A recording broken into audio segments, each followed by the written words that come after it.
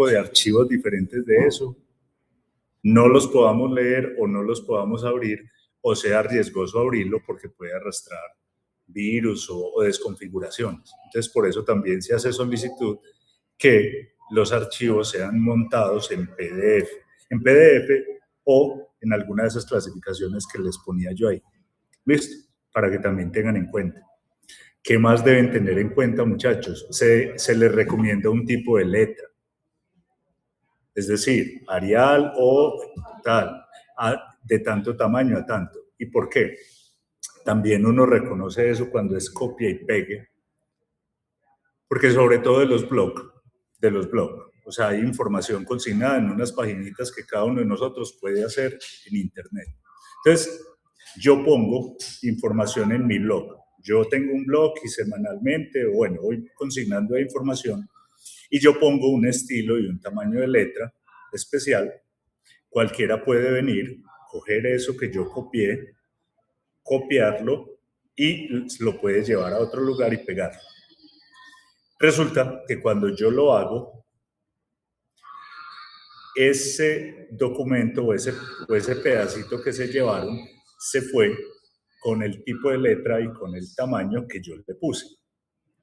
Y es muy evidente cuando hacen un retazo de lo que cogió aquel, dijo aquel, encontré en internet, encontré en Wikipedia y hago una colcha de retazos de eso, porque se viene el documento con diferentes tipos de letra, con diferentes espacios, una letra más grande, otra más chiquita. Muchachos, si de verdad uno encuentra documentos así, uno es como, pues venga que está bien que se consulte, pero hay que poner un poquito también de sentido común a la hora de presentar un trabajo. Vean, muchachos, y de verdad, se los digo, traer, copiar y pegar en ese sentido, como una colcha de retazos, eso inmediatamente cualquier filtro, y de hecho pues uno solamente con verlo sabe que eso es un copia y pega. Pero cualquier filtro de inteligencia artificial va a señalar que ese documento es pura colcha de retazos, que no hay nada. Y de hecho, yo arranqué a pasarlo por inteligencias y después me cansé, porque todo marcaba superior a lo que supuestamente debe ser, que es un máximo de un 15%. Y todo marcaba 30, 40, 85. Imagínense un documento donde el 85% es construido a base de inteligencia artificial. Uno dice, solamente hicieron la portada. El resto es pura inteligencia. Entonces, también hay que tener mucho cuidado con eso. ¿Listo? ¿Qué más? Bueno, no más. Vamos a pasar. Nosotros estamos, bueno, no sé si tengan alguna inquietud, muchachos, alguna pregunta, algo también por aclarar. Seguramente cuando les monte el próximo proyecto o el próximo taller, voy a volver nuevamente a redundar sobre esto. Pero por ahora, permítanme, yo me fijo por aquí en algo. Hola, Andrea, ¿cómo estás? Cuéntanos. Buenas tardes. Hola, profe, buenas tardes. Profe, pues de pronto para recordarle que solo nos quedan 3 clases, o sea, hoy y 2 clases más. Y de pronto sí nos ayuda pues cargando el proyecto para uno poderlo desarrollar antes de la semana. Claro, pero ¿saben qué? Yo lo cargo y va a pasar lo mismo que va a pasar cuando cargué el anterior. Y es que ustedes no lo van a poder ver hasta la semana. Pero no nos puedes dar como las preguntas o pues para uno irlo desarrollando y ya lo carga uno en la fecha que estipula la universidad. Bueno, también podemos hacer eso. Sí, me parece válido. De pronto para dentro de 8 días se los puedo ir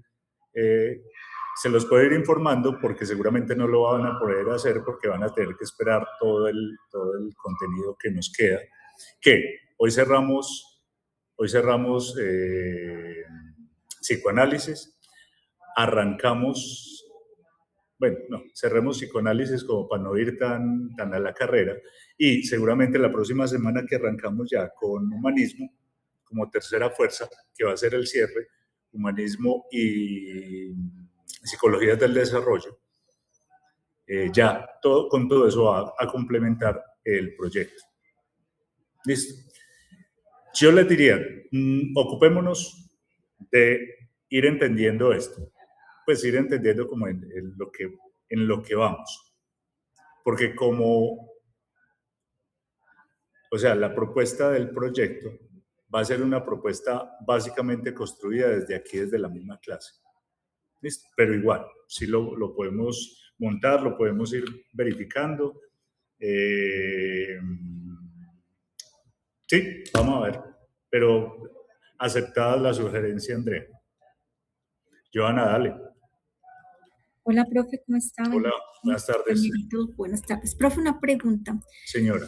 Con respecto a los trabajos que usted estaba mencionando ahorita, ¿su merced nos hace una retroalimentación o cómo se devuelve la entrega? Bueno, yo estaba esperando poner la nota al menos visible a ustedes en la misma plataforma, pero no me han dado respuesta de eso.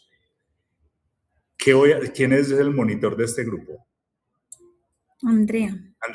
Andrea, usted como monitora de este grupo, ¿me puede apoyar en algo? Si yo le paso a usted el listado de los proyectos recibidos y los grupos y la calificación y alguna nota de observación, usted la podría compartir a las personas. ¿Individualmente? Pues, o por el grupo. Sí, no hay problema, sí, señor.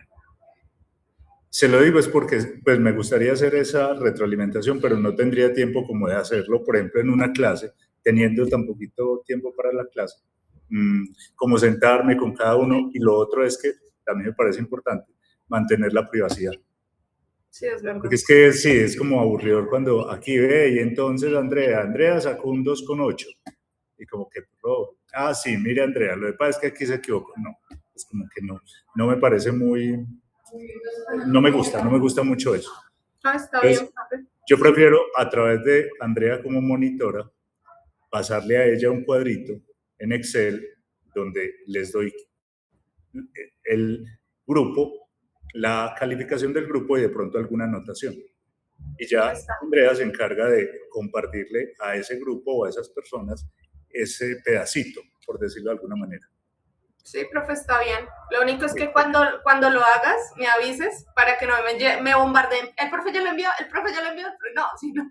No, eso es entre Andrea y yo, y ya Andrea lo reparte. Pues Andrea ya les informa a cada grupo, o si lo hicieron individual, si lo recibí individual, enviárselo a esa persona de manera individual. Está bien, sí, Listo. señor. Vale, entonces lo vamos a hacer así. ¿Listo, Joana? Lo vamos a hacer a través de esa monitoría. Listo, profe, gracias. Y yo supongo, si después hay alguna reclamación o alguna necesidad de aclarar un poquito más profundamente, pues ya sí lo pueden hacer directamente conmigo y buscamos el espacio. Listo. Bueno, entonces continuemos. Como les decía, el propósito hoy es cerrar o es terminar con el psicoanálisis.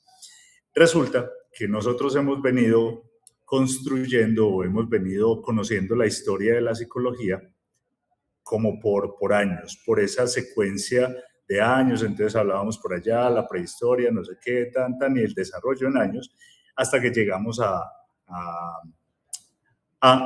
el psicoanálisis.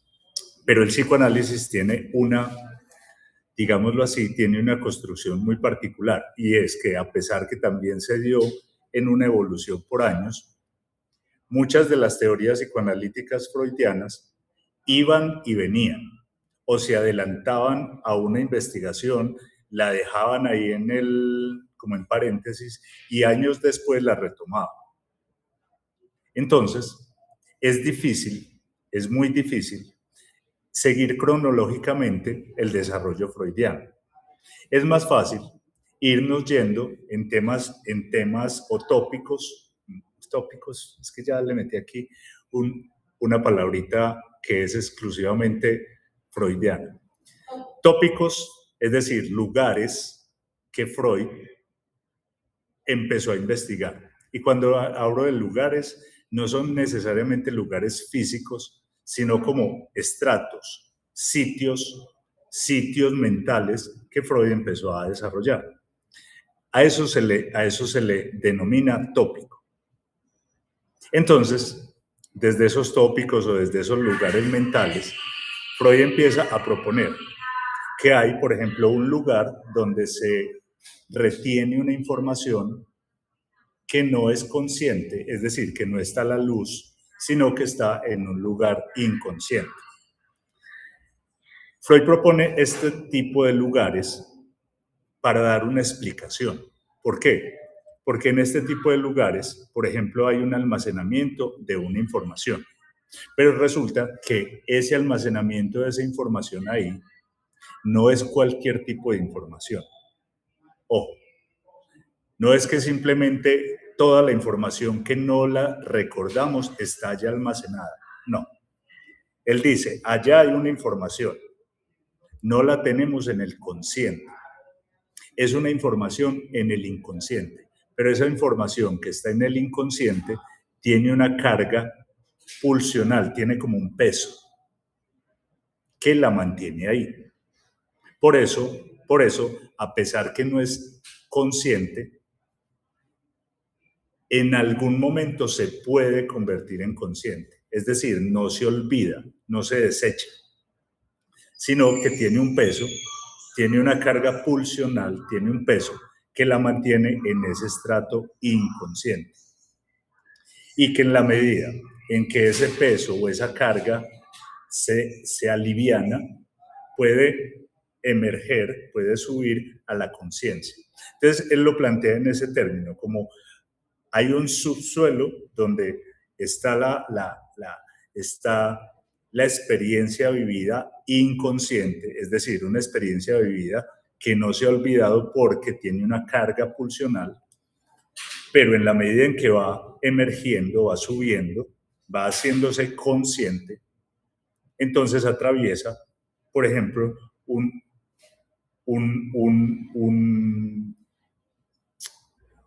un trayecto donde está subconsciente, es decir, ya está aquí debajito de lo consciente y puede fácilmente o puede de alguna forma filtrarse a la conciencia. Entonces, este señor dice, ¿cómo se filtra la conciencia? Pues a través de actos fallidos, a través de sueños, a través de una serie de mecanismos, va subiendo a la conciencia o va dando muestras de que existe, de que está ya metida en el inconsciente.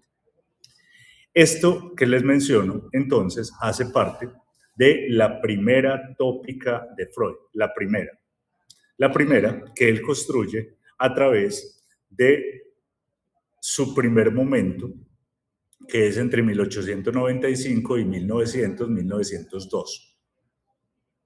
A través de estas obras que les estoy mostrando aquí, proyecto de psicología, estudios sobre la histeria, nuevas puntuaciones sobre la neurosis y defensa, las cartas a Flitz, la interpretación de los sueños y psicopatología de la vida cotidiana, a través de estas obras, él va desarrollando esa teoría de esa primera tópica.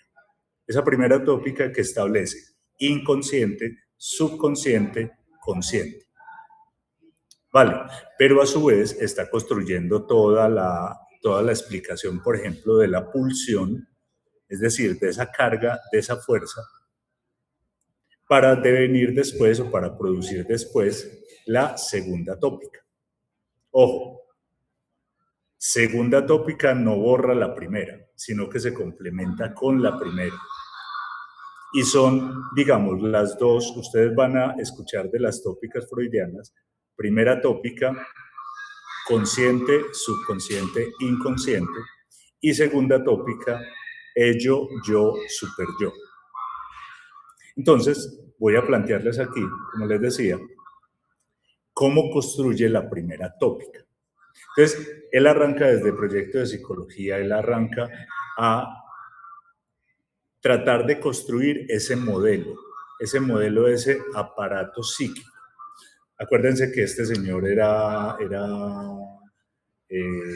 psiquiatra, trabajaba con todo el tema fisiológico, entonces también quiso construir un modelo así, que pudiera ser interpretado también, pudiera ser visto, pudiera ser analizado como en ese mismo corte. Entonces él arranca a construir un modelo de ese aparato psíquico, por eso les decía ahorita, y arranca como a diseñar esto, no de forma, ¿cómo lo menciono yo? No de forma física, sino como una estructura de la mente y tratar de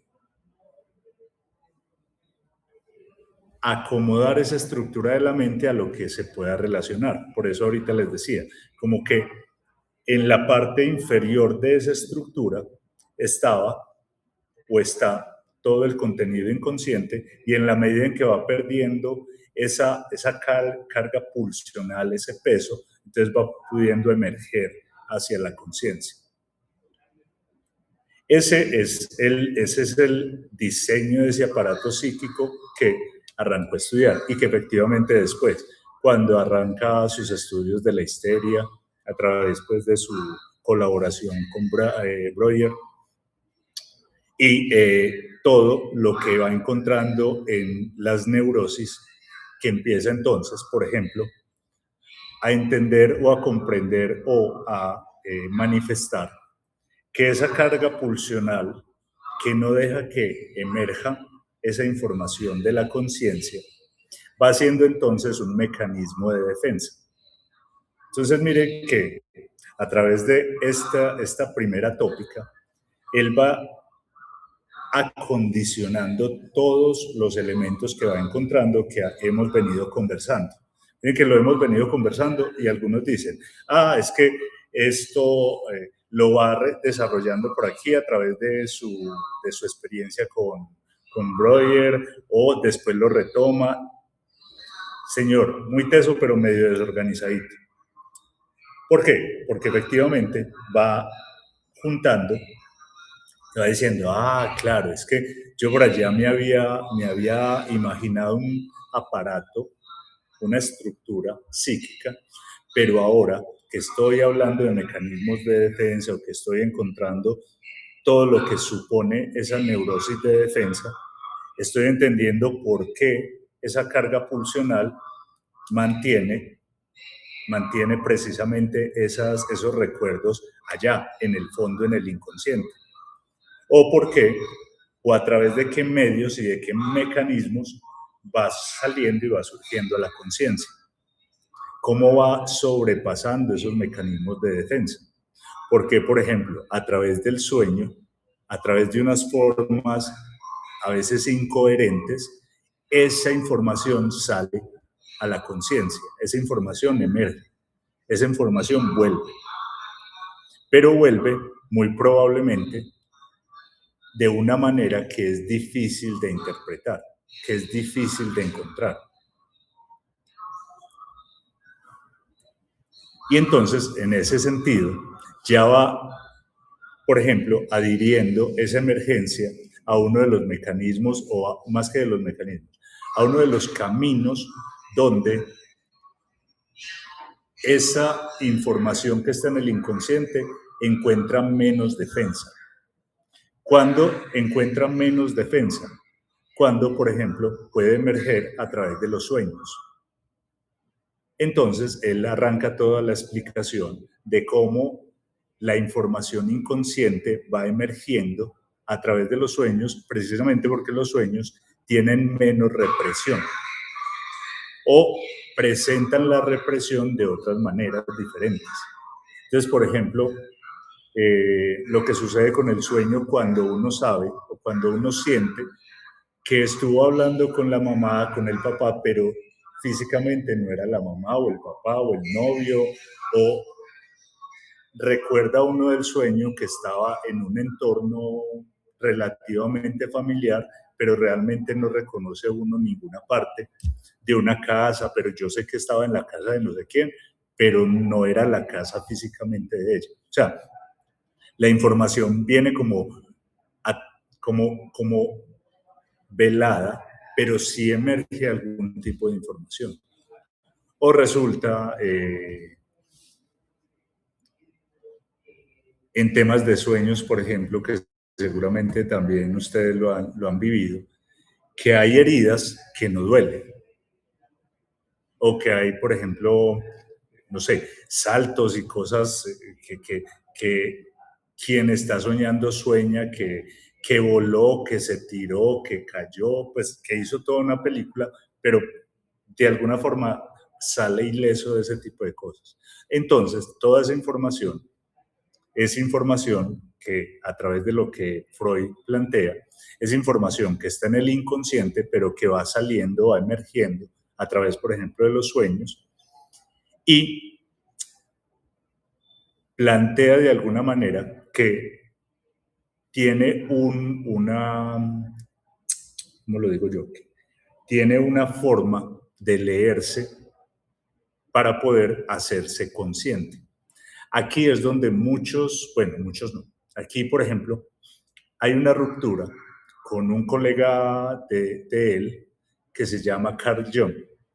Con Carl Jung, con ellos vinieron desarrollando, pues, digamos, muchos de estos sentidos, pero con Jung,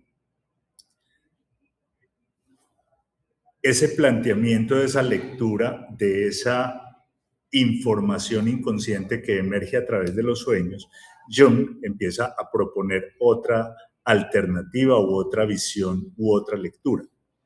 Y entonces ya van empezando a aparecer una serie de divisiones. Porque precisamente esa interpretación de esa emergencia de lo inconsciente hacia lo consciente, que es bien aceptada digamos, por todo el psicoanálisis, ya va empezando a tomar diferentes caminos y ya va empezando a conformar diferentes formas de ver. Entonces, eso va a marcar también un punto de quiebre de toda la corriente psicoanalítica, porque, por ejemplo, ya hay otro grado de interpretaciones, otro grado de visiones, otro grado de estudios alrededor de la obra de Freud. Porque de aquí en adelante, entonces, ya también se van presentando otra serie de teorías, otra serie de construcciones, o, por ejemplo, hay muchos post-freudianos que toman la obra de Freud solamente hasta determinados puntos y van haciendo, como lo digo yo, como una separación de todo lo que Freud continúa en adelante, sino que solamente entonces lo recogen o lo plantean o lo estudian hasta determinados momentos. Hasta, por ejemplo, bueno, lo que pasa es que ya de ahí en adelante tendríamos que hablar de post-freudianos, que no es el propósito pues aquí, sino que ustedes entiendan que muchas de las escuelas post-freudianas y las escuelas dinámicas no arrastran toda la obra freudiana, sino que en algún momento se detienen y van tomando otros caminos. Van tomando pedazos, pero como que los pedazos que ya no concuerdan o que ya tienen otra versión, entonces simplemente se alejan y toman otra visión. Entonces, por eso son post-freudianos. Y probablemente no son freudianos, como lo digo yo, como estrictos a toda la obra de Freud, porque miren, la obra de Freud, estamos hablando de 1905, y tenemos escritos de Freud hasta 1923, 25, 23, que fue ya todo otro planteamiento, es decir, de aquí en adelante hay otra producción literaria mucho mayor. ¿Listo? No sé, preguntas hasta aquí, muchachos. ¿Inquietudes alguna?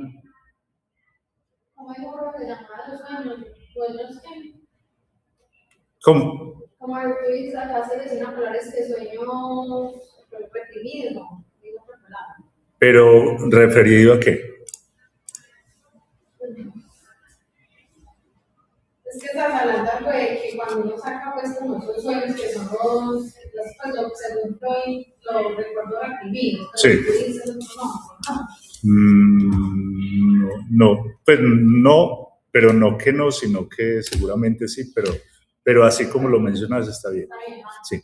Entonces, aquí, como les decía, les estoy mostrando, digamos, en términos generales, lo que recoge ese primer momento freudiano relacionado con consciente, subconsciente y consciente.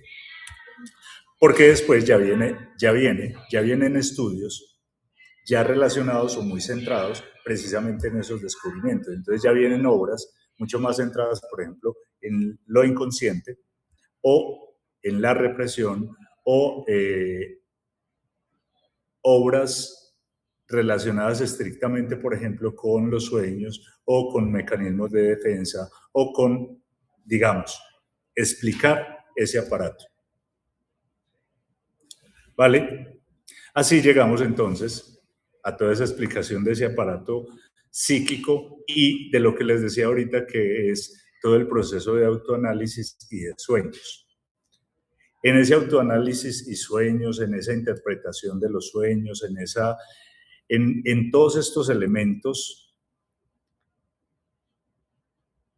ahí es donde, por ejemplo, a través de ese mecanismo que él le plantea a sus consultantes o a sus clientes o a sus pacientes, es, por ejemplo, a través de la asociación libre, donde todo eso va saliendo, donde todo eso va emergiendo, pero va emergiendo la información. Ojo, como les decía, Freud arranca a proponer su asociación libre en digamos que en unas condiciones tales que la persona tuviera esos niveles de defensa bajitos.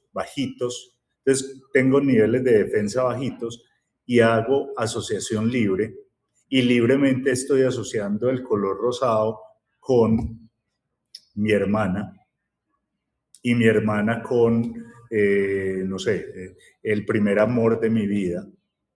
A ver, ¿cómo así que el primer amor de tu vida, tu hermana, la mamá, el papá? Y entonces arranca toda esa interpretación o construcción, por ejemplo, alrededor de un Edipo, alrededor de sí. Entonces, asociando libremente se llega, por ejemplo, a la figura paterna, a la figura materna, a la lucha con la figura materna por el amor de papá, por el amor de mamá, que se considera el Edipo. El Edipo es esa lucha con esa figura por el amor de ese otro, donde hay un primer trauma, pero es un primer trauma efectivamente que va sembrando por ciertos momentos o por ciertos espacios de la vida esa primera represión que luego subyace, por ejemplo, en la etapa adolescente.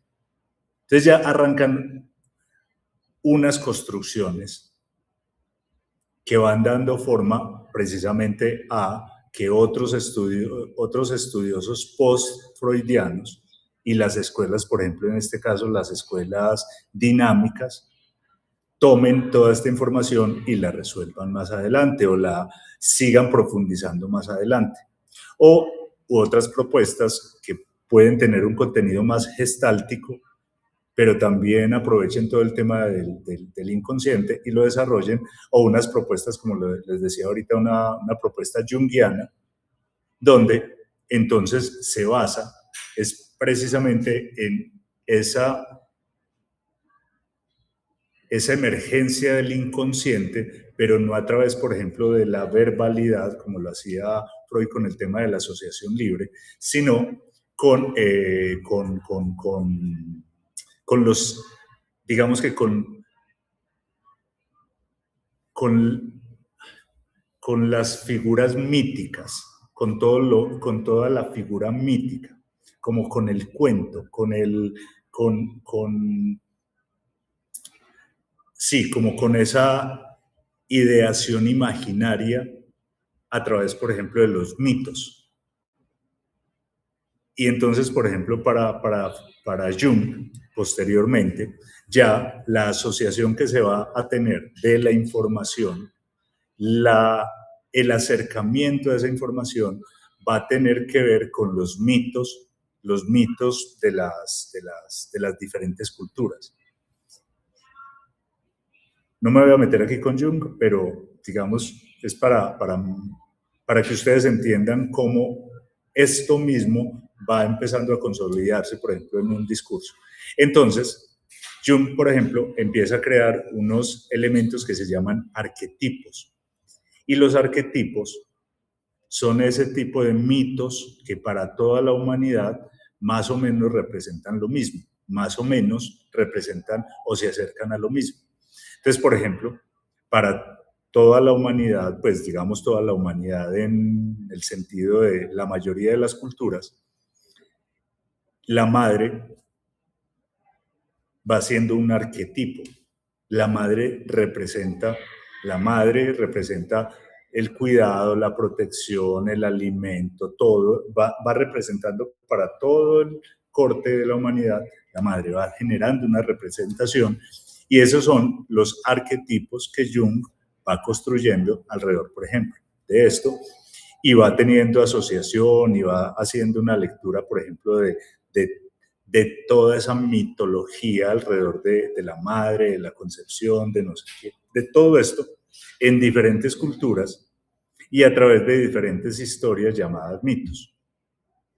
Y cómo, por ejemplo, ese mito se enlaza con la música, ese mito se enlaza con las artes, ese mito se enlaza con todo esto otro y va construyendo entonces también otra interpretación de, por ejemplo, en este caso, los sueños, que de pronto para Freud era un tema mucho más literal, ya para otro tipo de post-freudianos, esa interpretación va siendo más simbólica, el símbolo, más que la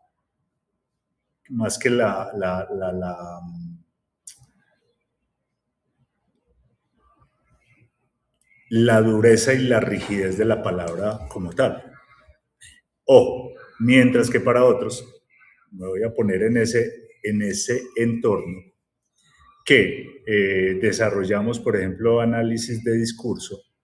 Entonces, el análisis de discurso sí es un análisis estricto de discurso, que se adecúa, en este caso, por ejemplo, a la figura, a la representación, al significado, a una serie de cosas, pero es un análisis estricto de discurso. Entonces, son muchas configuraciones que se van dando alrededor de esto.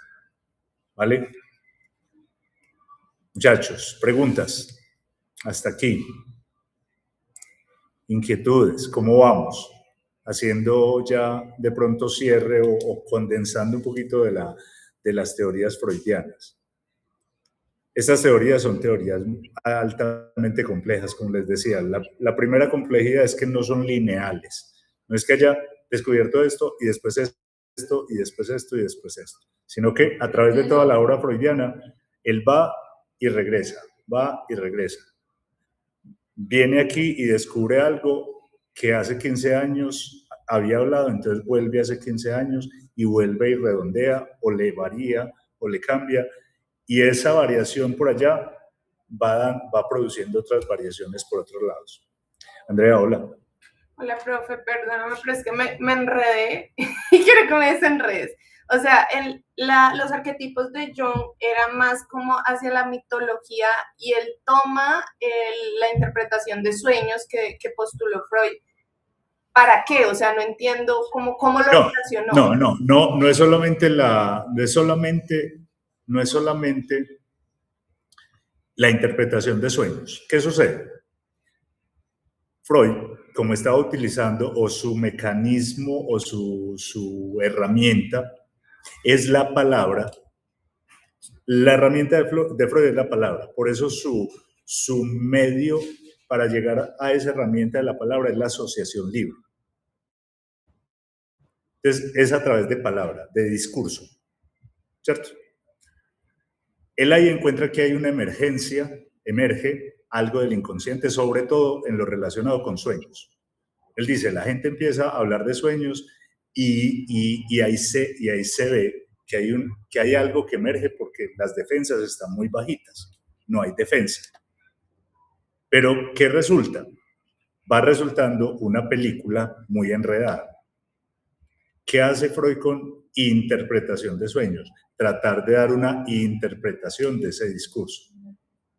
Como acercar eso que está emergiendo del inconsciente, que son formas raras, porque es una señora que yo sabía que era mi mamá, pero no era mi mamá. En la toma literal, bueno, entonces es la señora que no era la mamá, entonces ahí hay un trauma, ahí hay un no sé qué, va armando toda la película a través de dar una explicación y una significación del sueño. ¿Qué sucede, por ejemplo, en este caso? Y por eso les digo que ya ahí arrancan una serie de divisiones. Voy a plantearla de Jung. Jung dice, no puedo hacer una interpretación literal del sueño a través de la palabra, sino que tengo que entender eso como un sentido mítico, un sentido interpretativo, un sentido imaginario, un sentido parecido a, donde la misma persona tiene que encontrar su asociación a través de lo mítico, a través de lo imaginario o a través de lo simbólico. No soy yo quien le va a dar interpretación, sino que es la persona la que tiene que asociar eso mismo a algún tipo de historia mítica, algún tipo de arquetipo. Entonces, dentro de la siguiente exploración, por ejemplo, junguiana, Jung empieza a trabajar desde el mito. ¿Cómo así que desde el mito? Empieza a hacer asociación desde lo mítico y desde lo arquetípico a lo que esta persona está rescatando a través, por ejemplo, de sus sueños. Entonces ya no era la explicación de mi mamá, que no era mi mamá y que llegó y que me pegó, pero a mí no me dolé y salí riéndome y no sé qué, y una serie de cosas de ese tipo, sino que por allá va a decir, bueno, esta persona me está hablando de algún tipo de conflicto con el arquetipo de la madre. Y, por ejemplo, eso ya se desprende de toda la interpretación o todo lo que tiene que ver con la teoría sexual freudiana, porque ya es aquí más de simbolizar. Entonces, lo que simboliza la madre, con qué hay un conflicto, con qué está todo esto, y son construcciones simbólicas. Entonces, por ejemplo, Jung es muy simbólico, trabaja con los símbolos, con lo que con el, bueno, es que me voy a meter aquí con la cara. Como darle el significado a cada cosita que pero veo. Dar un resignificado a través de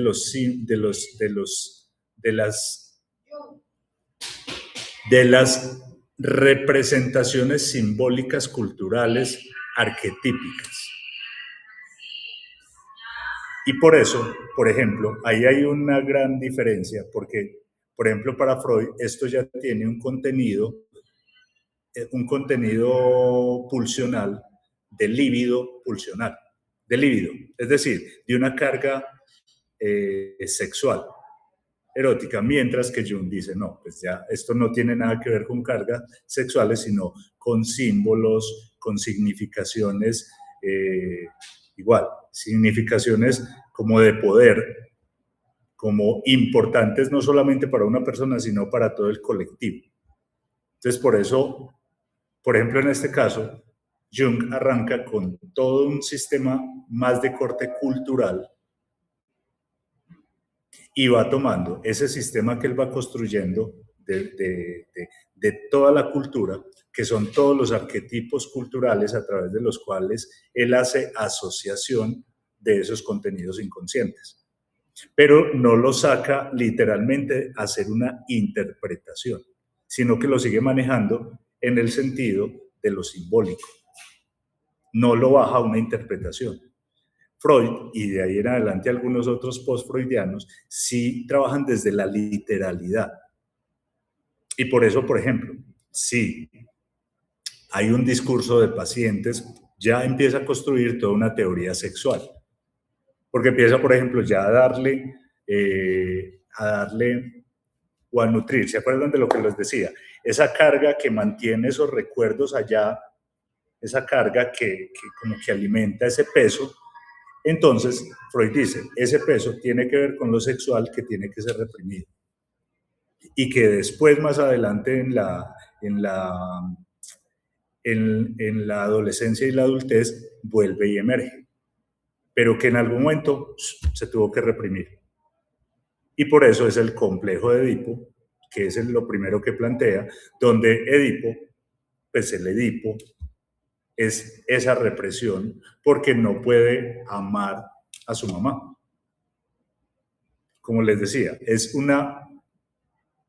es literalmente, es muy literal, pero entonces, ¿qué hacen otros postfreudianos, en este caso Jung? Jung dice, no, eso no tiene nada que ver con libido. Eso tiene que ver con el viaje del héroe, tiene que ver con el anciano, ese tiene que ver con el ánima, el animus, una serie de personajes míticos, simbólicos, y construye todo el símbolo, pero no da una interpretación, sino que tiene que ver con ese personaje. No aterriza a ser un sistema interpretativo.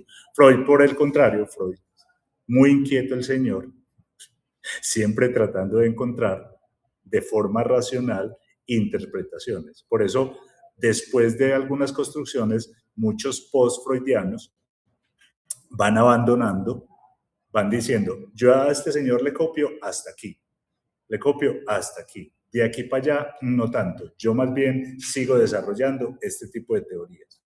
Otros, por el contrario, siguen desarrollando, por ejemplo, hay escuelas dinámicas muy cercanas a todo el desarrollo sexual que Freud propone. Entonces, ya posteriormente van desarrollando más a fondo las fases orales, anales, todas esas fases que tienen que ver precisamente con el contacto que ese niño tenía de bebé con la mamá, cómo va creciendo, cómo va teniendo que hacer desplazamientos de ese agrado, por decirlo de alguna manera, de ese gusto, que para Freud esa es la carga pulsional. Eso es esa pulsión o ese sentido de placer, donde primero lo encuentra en lo oral, luego en lo anal, luego en lo fálico.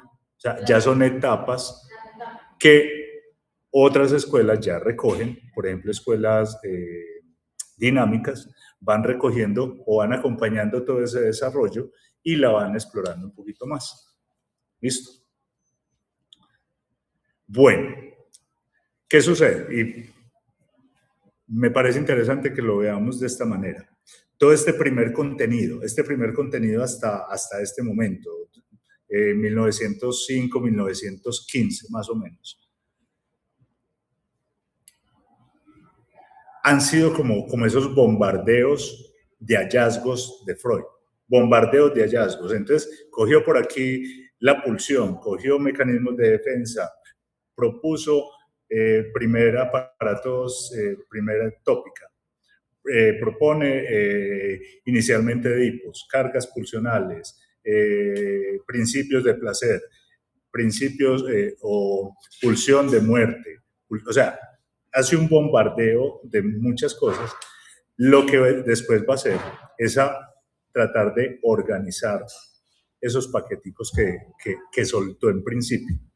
Todo eso que en principio empezó a coger, después sus últimas obras ya van a tener es que ver es como con una organización de todo esto, con cómo coger todo esto que se le volvió sí, como que cada cosa empezó a coger rumbos, es tratar de agrupar, tratar ya como de aterrizar todo esto. Entonces, inicialmente es como una forma de pensamiento muy amplia, donde va volando por todos lados y después lo que va haciendo es que va recogiendo. ¿Qué sucede? Con el segundo momento, perdón, bueno, parte importante también, mecanismos de defensa. Por ejemplo, los mecanismos de defensa es un desarrollo que él encontró mecanismos de defensa. Propone inicialmente algunos mecanismos de defensa. Él dice, es que a través de los sueños se ve, por ejemplo, la condensación. ¿Qué es la condensación? Lo que yo les decía. Esta persona que yo sé y me está hablando como mi mamá, pero no es mi mamá, no es ella. Y de un momento a otro me cambió y que ya no está hablando con mi mamá, sino que está hablando con mi hermano. Y hay una serie de condensaciones en eso y de desplazamientos, por ejemplo. Estos dos elementos arrancan a ser ese tipo de mecanismos que Freud después ya va a proponer ya la condensa, además de esto, el desplazamiento, la sublimación, no los tengo aquí en mente, muchachos, y tampoco los tengo copiados. Bueno, lo que pasa es que realmente Freud no los desarrolla a profundidad, sino que es una propuesta de Freud alrededor de mecanismos de defensa, que posteriormente post-freudianos ya toman mecanismos de defensa y empiezan a profundizar alrededor de los mecanismos de defensa y establecen o sientan mejor la idea propuesta por Freud. Entonces, probablemente en términos de mecanismos de defensa, a través de ese primer vuelo que tiene Freud, va a plantear, por ejemplo, los que se encuentran relacionados con el sueño. Pero después, ya cuando avanza, cuando va recogiendo, cuando habla de malestar en la cultura, cuando habla de todo este tipo de cosas, va proponiendo otras formas de mecanismos de defensa, como el desplazamiento, por ejemplo, o la condensación, o esta se llama afectiva. Se me fue, ¿cómo se llama? ¿Proyección? Perdón, ¿cuál? ¿Proyección? La proyección, pero bueno, ahí está la proyección, pero está también donde yo expreso lo contrario. Esto es, no los tengo aquí, muchachos, se me fue. ¿Negación? No la negación, no. Donde yo actúo lo contrario. Ya los hemos planteado, negación, proyección, desplazamiento, condensación. No, pero pega. Yo los digo. ¿Formación reactiva? Esa. ¿Cómo se llama? Formación reactiva. La formación reactiva, exacto. Pero vuelvo y les menciono, estos ya son presupuestos freudianos que ya las siguientes teorías van recogiendo, van ahondando más en ellas. Pero básicamente son como ideas que va poniendo Freud ahí. De hecho, yo creo que la proyección reactiva no es freudiana como tal, sino que es más de Anna Freud, creo. La sublimación creo que sí es freudiana. Cuando yo estudié a Freud mucho tiempo, me llamó muchísimo la atención la sublimación como mecanismo de defensa. Vuelvo y les digo, como el propósito no es hacer un curso de psicoanálisis, ustedes deben tener escuela psicoanalítica o alguna de estas corrientes, es simplemente que conozcan, por ejemplo, que Freud dio paso a muchas teorías muy interesantes, muy bacanas, pero también en algún momento algunos de sus pupilos o de sus seguidores o de las personas que le acompañaban también fueron tomando diferentes vías. O algunos se quedaron solamente con temas específicos, trabajando alrededor de temas específicos. Vale. Bueno, pero que en principio este señor pues tenía todos estos principios. Y aquí llegamos entonces a esta primera tópica freudiana, donde se habla de consciente, preconsciente e inconsciente. Que como les decía ahorita, es como para generar una estructura donde más o menos se relacione y se manifieste de alguna forma una explicación medio física, medio tangible de cómo explica ese funcionamiento psicológico. Y esto va dando apertura a la segunda tópica. ¿Qué es la segunda tópica? La segunda tópica es la que habla del yo, ello y superyo. Yo, ello, superyo. Ojo, que no desplaza la primera, sino que viene y se articula a la primera. Donde el yo es como esa parte consciente que tramita ese contenido inconsciente. O sea, al yo le toca hacer ese trámite. El yo es como el que da el permiso, como el guarda de seguridad que va dejando pasar, que se queda reprimido y que puede pasar a la conciencia. Esa es una de las primeras funciones del yo. Funciones del yo, como función del yo. ¿Qué hace el ello? El ello es pura pulsión suelta. O sea, ya aquí tenemos que hablar del tema pulsional. El yo es el guarda que da tránsito. El yo da tránsito a esa emergencia de esa carga inconsciente. El ello es pura pulsión. El ello es puro deseo. El ello es puro placer. Puro. El ello es pura vibración de placer y vibración de pulsión. Y el super yo aplaca ese ello que quiere salir disparado. Entonces el super yo lo que hace es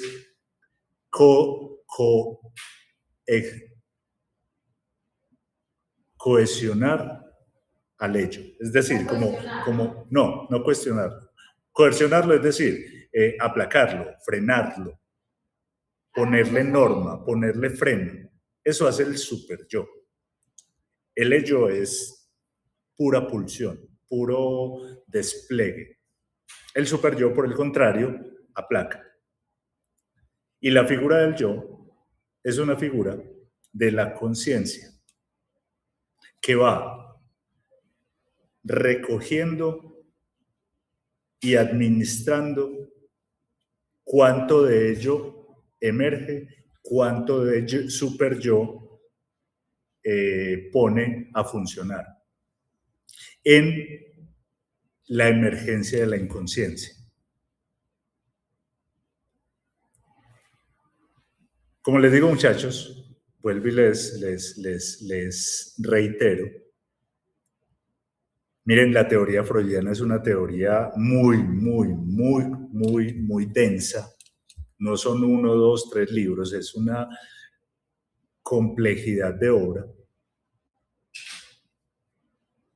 Explicarla pues aquí en 3 clases no es simple y por eso también tenemos nuestros límites. Lo que quiero mostrarles con esto es primero que hay una alta complejidad, pero que efectivamente hay unas estructuras que cuando se proponen desde estudios muy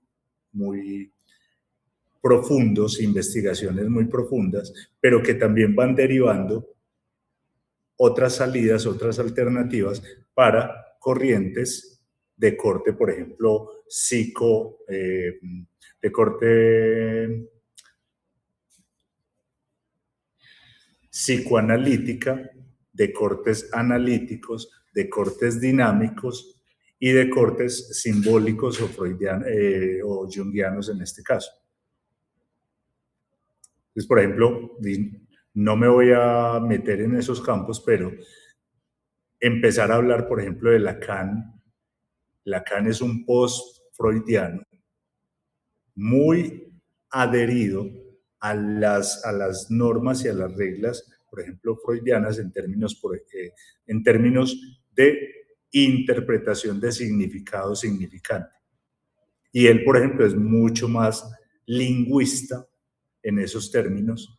Por ejemplo, entender a Lacan es una de las cosas más complejas porque es muy lingüista, es muy lingüista. Entonces, empieza a reformular el yo a través de la lingüística, empieza a reformular el superello a través de la lingüística, empieza a formular el hecho también en términos lingüísticos y a veces se va volviendo mucho más complejo. Listo. Pero sí quería pues que miráramos, al menos pues en esta sesión, ya para hacer el cierre, cómo entonces, a través de la primera y la segunda, van desarrollando una serie de estructuras, lugares, estructuras, y una serie de acciones o una serie sí, acciones, pongámoslo así, que tiene que ver con la segunda tópica.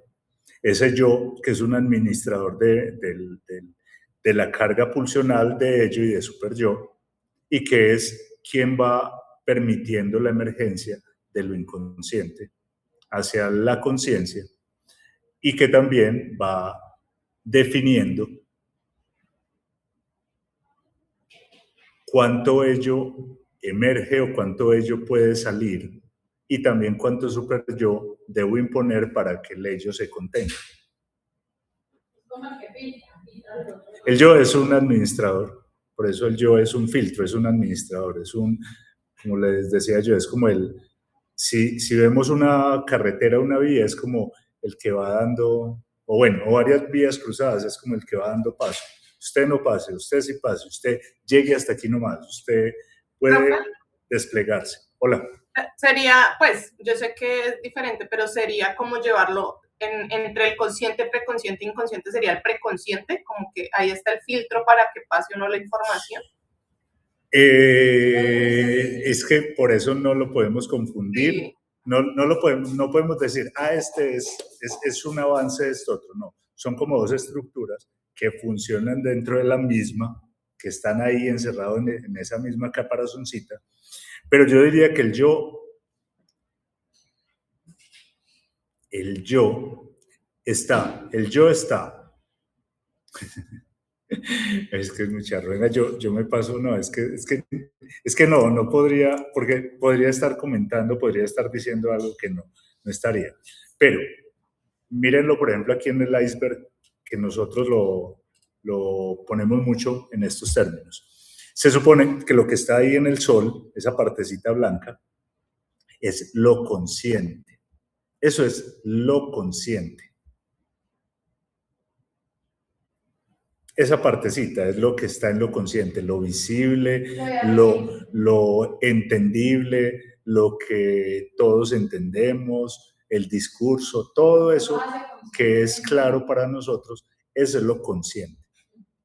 Las relaciones, las normas, las reglas, la convivencia con el otro, todo eso es consciente. ¿Quién soy yo? Mi valor, mi conocimiento personal, todo eso es conciencia. El tiempo, las obligaciones, el trabajo, todo eso, lo que yo conozco es conciencia. El preconsciente es lo que está aquí, en esta primera lineecita, ahí debajito. Ahí debajito. Eso es lo preconsciente. Todavía no emerge, pero cualquier cosita puede hacer que suba lo consciente, o que baje. El yo es el administrador. Mírenlo, por eso está ahí en ese punto. Está permitiendo o está en contacto con lo preconsciente, permitiendo que emerja o baje. Es administrador, pero también está en conversación con el ello, que lo tengo que tener allá, quietecito, lo puedo ir administrando cuánto sube, y el super yo. Y miren, por ejemplo, el ello está en la parte inconsciente, porque el ello es pura pulsión. El ello no es una pulsión ya dirigida, sino que el ello es pulsión pura. Y por el otro lado está el super yo, que mucha parte del super yo es consciente, pero mucha parte del super yo también ya está en la conciencia. Entonces, por ejemplo, el super yo es la vergüenza. La vergüenza, todos sabemos y todos somos conscientes de la vergüenza. Y todos estamos atentos de evitar la vergüenza. Eso es un super yo consciente.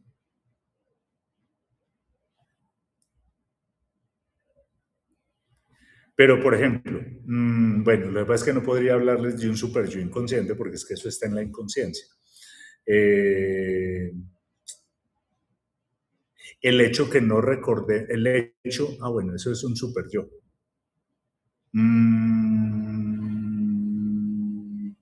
Que el sueño se olvide. Que sabía que había soñado, pero ya no recuerdo el sueño que tuve. es eso. Yo sé que soñé, pero no me acuerdo que soñé, pero yo sé que soñé. Eso es un super yo que desde probablemente la inconsciencia, y hablo desde probablemente porque no es un lenguaje conocido, probablemente es un super yo que frenó ese ello.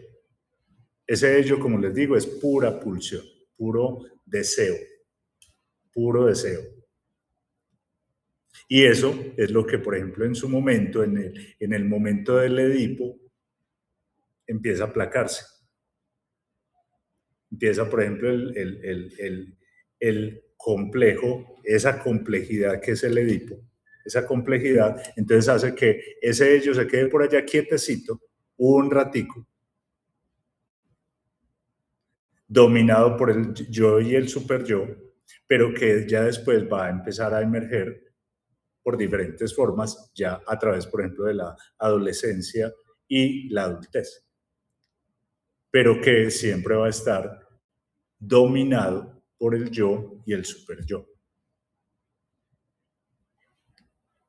Como les decía, muchachos, todo esto son estructuras. Si ustedes se dan cuenta hasta el momento, en obra freudiana no hemos estado hablando de diagnóstico. ¿Por qué? Y porque yo debo hacer hincapié sobre esto. Freud, como se los mencionaba en principio, él no propone una psicología para el diagnóstico y cura de enfermedades. Él se encuentra con una situación casual que tiene pacientes o tiene clientes con una enfermedad que no es una enfermedad fisiológica y él dice, venga, arranco a darme cuenta a qué corresponde este tipo de enfermedad. Pero como les decía, no es que arranque una psicología para la cura de. ¿Qué es lo que hace toda la escuela post-freudiana? Ya empezar a crear una psicología para curar algo. En términos o en hallazgos de el psicoanálisis. Por eso nosotros vemos dentro de la literatura freudiana que se desarrolla la cura, por ejemplo, en los pacientes, pero no es inicialmente la intención. Psicoanálisis es análisis, es estudio, es ciencia. Ciencia no aplicada, sino ciencia por el sentido de la investigación. ¿Qué sucede? De ahí en adelante ya se toma esa investigación científica y ya se conduce hacia, por ejemplo, la cura o la solución a unas enfermedades mentales. Hola. Hola, profe, disculpe que le interrumpa. Es que mientras usted está haciendo esta explicación detallada, se me viene a memoria un caso de una niña que conocí en la que ella me relata una experiencia de abuso sexual, pero ella me dice que era un sueño que tenía. Y cuando la niña me cuenta, yo interpreto que realmente no es un sueño, que ella me está contando un hecho real. Una represión, sí, Sí, pero entonces pensaba yo como tratar de ir más allá de la teoría a la práctica. ¿Cómo pudiera yo ubicar dentro de estos tópicos de inconsciente, preconsciente y consciente el relato de la niña? O sea, ¿estaría en el inconsciente porque está revelando un trauma o estaría en el preconsciente porque me está contando un evento que recuerda? ¿O es consciente porque ya lo recordó, porque ya lo puede manifestar? Sí, porque está en sus pensamientos y me manifestó lo que sentía. Entonces, ¿cómo pudiera ubicarse, profe? Lo que pasa es que, bueno, igual me estás dando una información de 2 minuticos que eso requeriría una exploración mucho, mucho más amplia. Porque ahí tendría uno que evaluar, primero, está recordando un sueño y cómo es la forma del sueño. O sea, cuál es la forma del sueño. Ella me dice, tuve un sueño y ella me relata una secuencia de hechos que evidencian un episodio de abuso. Pero porque ella muy, se paró en la puerta, corrió tal cosa, entró al cuarto, corrió la cobija, o sea, para mí, en lo que me relataban no era un sueño, la niña era contando un episodio, pero no sé si en su cabecita todavía no hacía la diferencia de un hecho real, algo que se soñó, pero ella lo expresó como que si fuera un sueño que había tenido. no, entonces, si esa fue tu percepción, es, es, es un mecanismo de defensa operando, pero es probablemente un hecho que está en el consciente. Lo que pasa es que está un poquito filtrado por algún tipo de mecanismo de defensa. Así como me lo estás diciendo, pues yo nada más escuchándote lo veo así, porque vos misma estás mencionando que puede ser, primero, un relato muy articulado, como recuerdo, y probablemente pues ya, pues vos que conociste el caso, puede ser muy articulado, pero que está velado o que está un poquito disfrazado por algún tipo de mecanismo de defensa. Y en este caso un mecanismo de defensa que le da cierta tranquilidad a la persona para poder hablar de ello. Entonces, Sí. si está en el tema inconsciente, hay algo del super yo ahí velando, poniéndole un velo a la información, pero si es de pronto una constatación de efectivamente un hecho vivido. Sí, Que está porque siendo igual velado. ella expresaba que tenía un peso como de culpa, porque yo le dije, bueno, ¿y tú hablaste con alguien cercano? ¿Le dijiste a tu mamá, a tu abuela, a una tía? Entonces me dice, yo hablé con mi mamá, pero ella me dijo que no podía decir nada porque si decía, a mi padrastro lo llevaban a la cárcel. Ujú. Y yo no quiero que eso pase. O sea, tras de todo, la niña tenía un enredo muy grande, era un asunto de culpa muy complejo.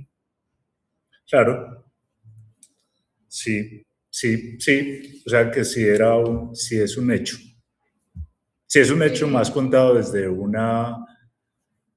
un punto que le permitía a la persona contarlo. Pero yo les cuento algo adicional, pues ahorita que traemos casos. Y aquí lo recuerdo muy bien, muy bien. Y recuerdo muy bien porque fue paciente mía, una niña que llegaba y a todos le contaba que ella había sido violada. Ella había sido violada.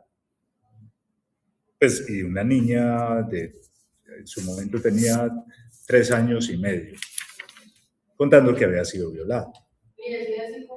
Sí, y era eso, ella había sido violada. Y entonces, por ejemplo, la llevan donde el psicólogo, entonces, ¿por qué? Efectivamente, pues porque había sido abusada, había sido violada, y cuando uno hablaba con la niña, ella era la niña que había sido violada. O sea, ella ya estaba en ese papel. En ese papel de la niña que había sido violada, porque los papás asumieron asumieron que había sido o había experimentado o había estado en algún tipo de riesgo y que efectivamente entonces podían haberle abusado a ella. Pero todavía no tenían probabilidad, pero era un tema. Por eso yo les decía, miren, eso es un Edipo mal resuelto.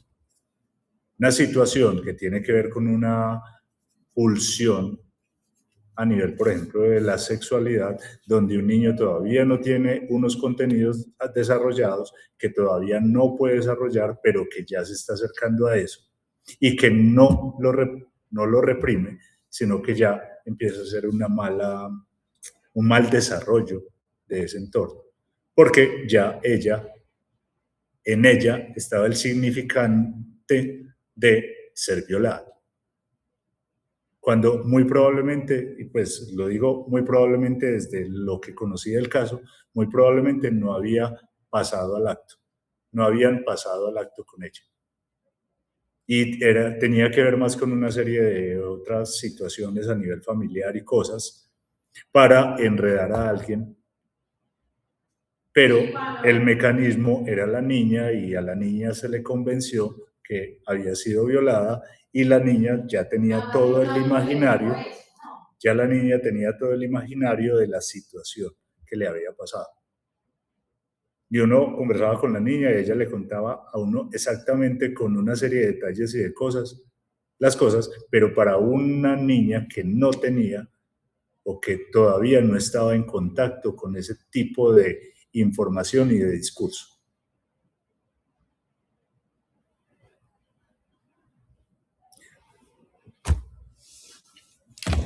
Esas son las particularidades de la psicología, muchachos. Ustedes se van a enfrentar a cosas muy complejas. Ahora, ¿cómo es que se llama ese mecanismo de defensa que es que no estoy tratando de recordar nada? Es que cuando uno olvida las cosas, como lo de la niña, eso es negación. No, pero lo de la niña, esa es la negación. Cuando a uno se le olvida, esos olvidos son negación, por ejemplo, como mecanismo de defensa. Pero lo que estaba sucediendo, lo que puedan aquí, es más un desplazamiento porque estoy recurriendo al sueño, por ejemplo, para poder expresarlo, entonces me desplazo hacia otro lugar para poder hablar alrededor de él. Joana, hola. Profe, ¿no sería represión? Pero hablar en ese caso de represión, no, porque la represión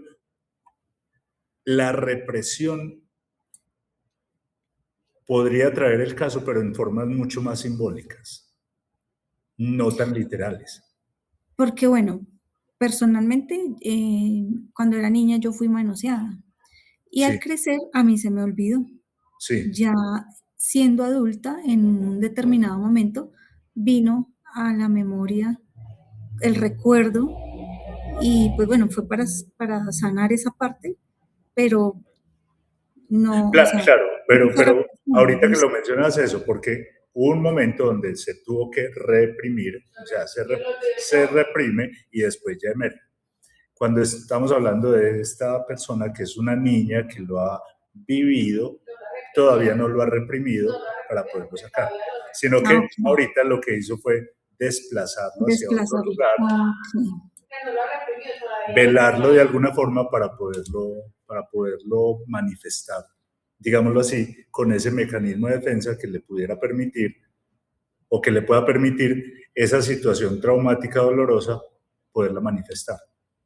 Por eso lo digo, si lo hubiera contado de una manera poco literal, a través, por ejemplo, de otro tipo de manifestaciones en el sueño, entonces uno se dice, puede ser una situación reprimida que está emergiendo a través del sueño representado.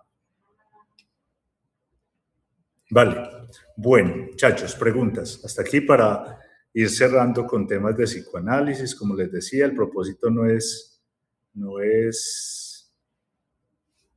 hacer un curso de psicoanálisis, pero también como parte de todo ese desarrollo de escuelas a nivel de psicología, es importantísimo poderlas conocer, poder saber de dónde sale todo esto, si alguno de ustedes ya tiene más adelante interés en desarrollar ya escuelas pues de corte psicoanalítico, tengan pues como toda esta base.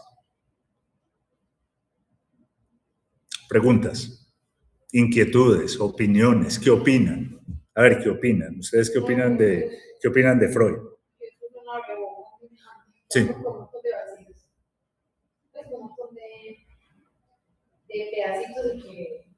Muchachos, esto para ustedes debe ser precisamente esto, una apertura a un panorama de unas cosas que yo después me voy a encontrar, que tengo que saber por qué me las voy a encontrar a través de la carrera, que muy probablemente me van a hablar desde diferentes posturas,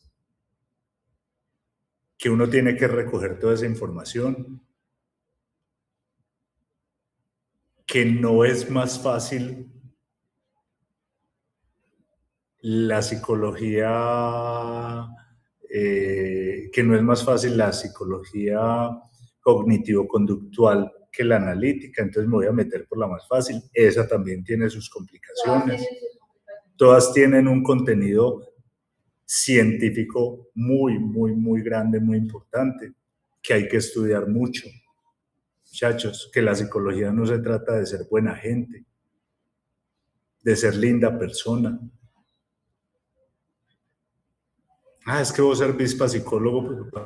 ¿Por qué? Porque vos sos muy, muy lindo, muy querido, muy amable, muy bueno. muy bacano, muy buena persona sea. Sume. También métale de eso. También métale, agréguele de eso, pero no solamente de eso. O sea, hay que ser mucho más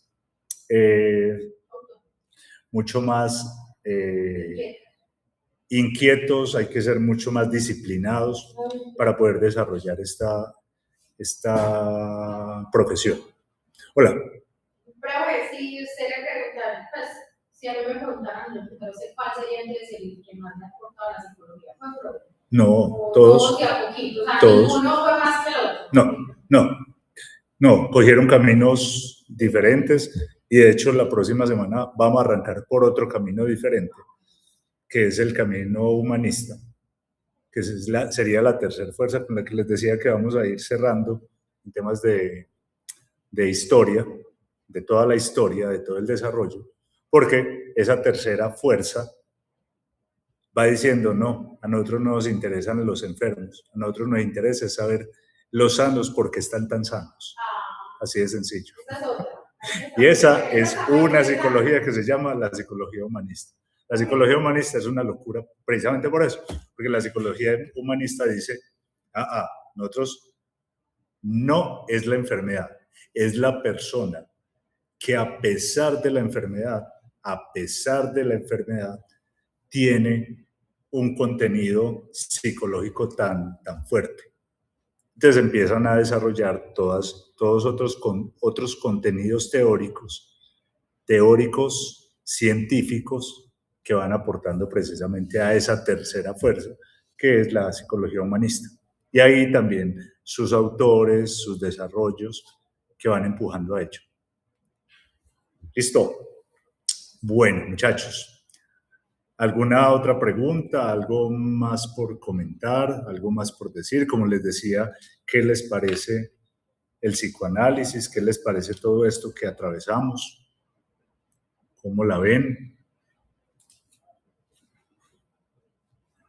Tan profundo como el inconsciente. Perdóname, Andrea, ¿cómo? Tan profundo como el inconsciente. Tan profunda como el inconsciente, sí, total. Y es profunda y es compleja y algunos la complejizan más que otros. Lina, dale. Porque es muy complicado este psicoanálisis.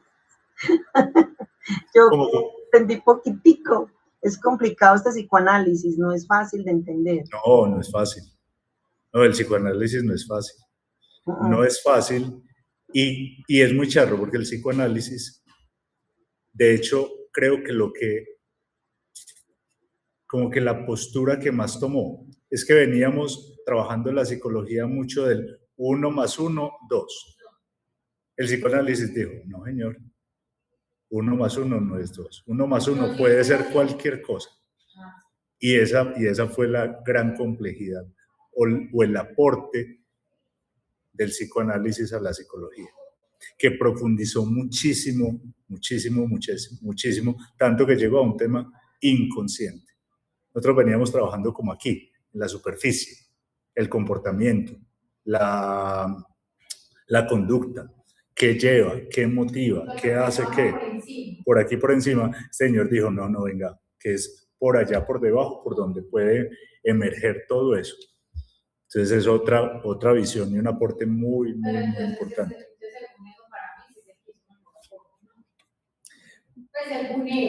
Sí, según eso es un aporte más.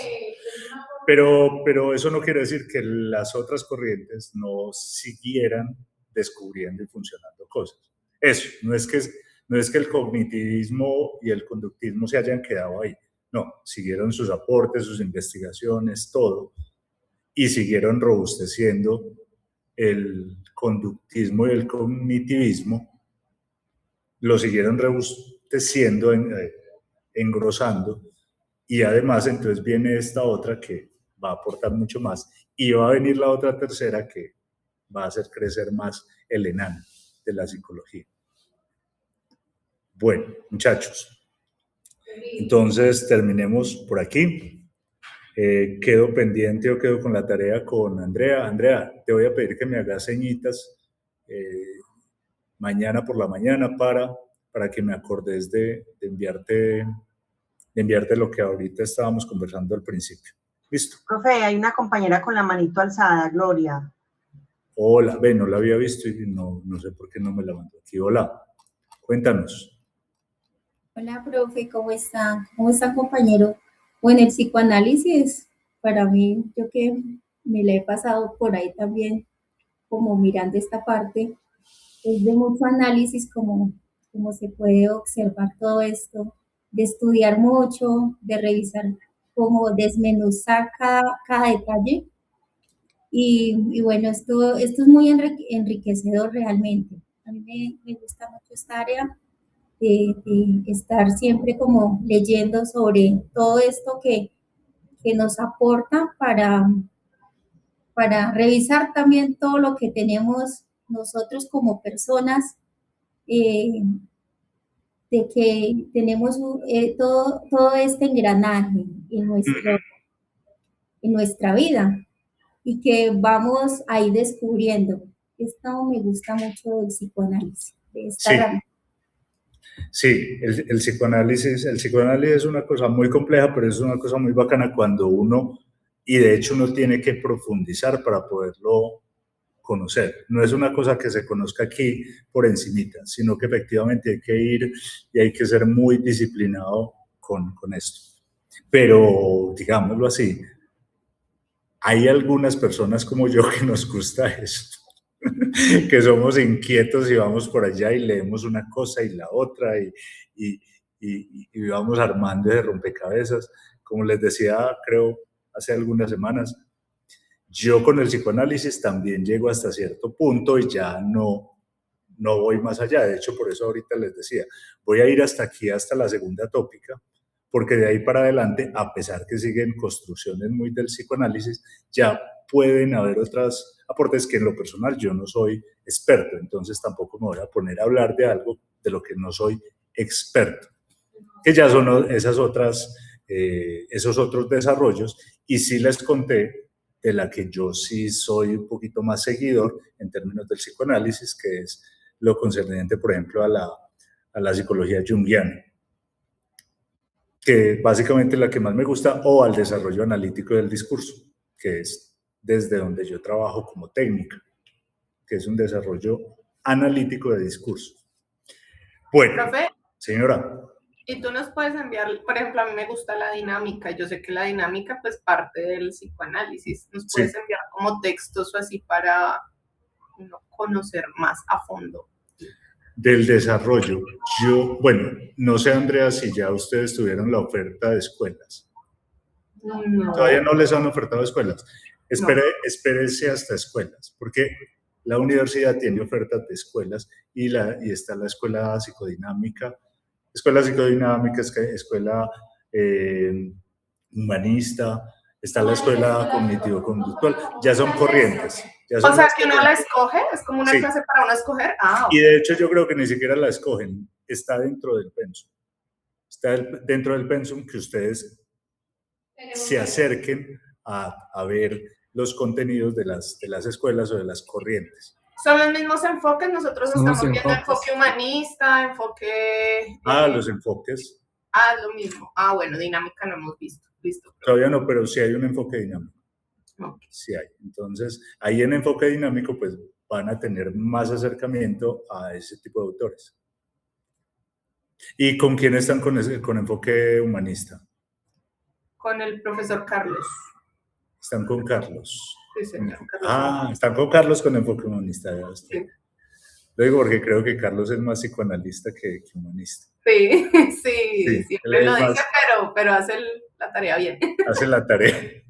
Sí, creo que Juan es mucho más psicoanalítico que humanista, entonces de pronto también algunas cositas le pueden quedar como grandes. Bueno, entonces si ustedes ya están viendo enfoque humanista, este siguiente bloque va a ser mucho más sencillo.